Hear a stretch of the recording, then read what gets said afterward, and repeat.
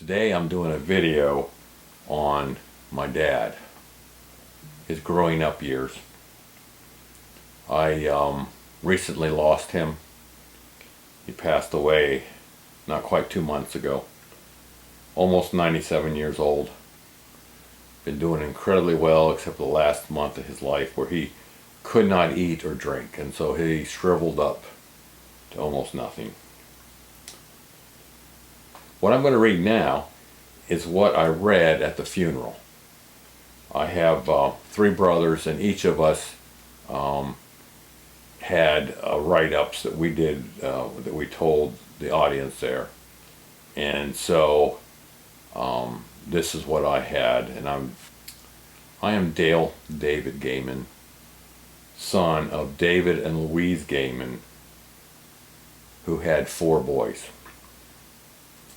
I remember at about 7 years old, I learned that my middle name was David. And that was the same as my dad's first name. So I latched on to that. The next morning at school, the teacher asked David to read. And I, without any hesitation, I read. Because I was thinking I was David. And the unusual part of that is I dreaded reading in school because I was a horrible reader. I always knew my dad loved me, even though he couldn't really express that. His actions were louder than words. I want to tell you a bit about his growing up days so that I, and now you, can understand better why he had a hard time using the word love. This was a time when children could be seen but not heard. Well, my dad didn't even want to be seen. From the stories I've heard, he would hide behind his mother's very long dress. The culture was also one where parents did not tell their kids that they loved them. On Sunday afternoons, Dad and his 3 sisters could not go outside to play. They had to stay in the living room, often in corners where they would sometimes read. Probably the culture of the day. My grandpa, Abraham, was a unique thinker for his day. You could say he didn't quite fit into his German Mennonite culture. So he seemed to be at odds with his fellow church members in Bally, Pennsylvania. When Dad was about 11 years of age, his life was completely shaken. His mother died. I cannot remember why, but I think it may have had to do with the birth of another child. The only person in Dad's life that understood Dad and the person he felt love from was his mother.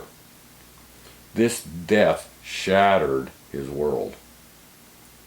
But he had another life-changing circumstance soon after his mother's death, and that was becoming homeless. Let me explain. His grandparents had a farm near the former John Gehman golf course, now the Butter Valley golf course near Bally. Great-grandpa was a very hard man. My interpretation is I never met him, but I've heard stories. He was hard to get along with. But after he had gone through several farm managers that did not work out, my grandpa became their farm manager. Dad's family lived in the farmhouse with the serious-minded grandparents who didn't seem to have a loving, caring relationship with their grandkids. When you mix water and oil, it doesn't mix. Great-grandpa and grandpa could not make it mix. 2 bull-headed men, and it ended up disastrously. One day, Dad came home from the one-room schoolhouse just a stone's throw off of Gehman Road, maybe a quarter of a mile walk. The sheriff was there. The kids were not allowed to go back into their house, and there were many people there. Apparently an auction. It was a sheriff's sale.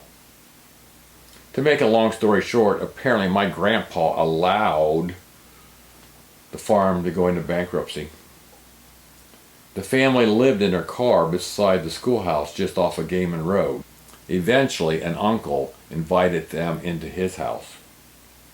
In that day, if you went bankrupt, you had not been a good steward, and that was like a shameful sin. With rejection of much of the Gehman family and their church, they moved away. The family started over near Wadsworth, Ohio, with a rural Seville address. Wadsworth because a brother of Grandpa's, Joel Gehman, had moved there earlier. Some of my second cousins are here today, Mike, Karen, and Janet. Thank you for being here. Dad, who I knew loved me, couldn't say the word love. I could force it out of him, but it didn't seem right. His actions spoke louder than words. I could tell stories of how Dad understood me and went out of his way to do things for me, but my brothers will do an awesome job of that. His actions spoke louder than words. My last time to be with him, just Tuesday morning, before heading back to the farm where my 50 sheep were waiting on me. Without much projection of voice, because he was so weak and drowning from very thick drainage, he said, "I love you, and tell your kids I love them too." My children, Jacob, Hannah, and Carrie, I love you.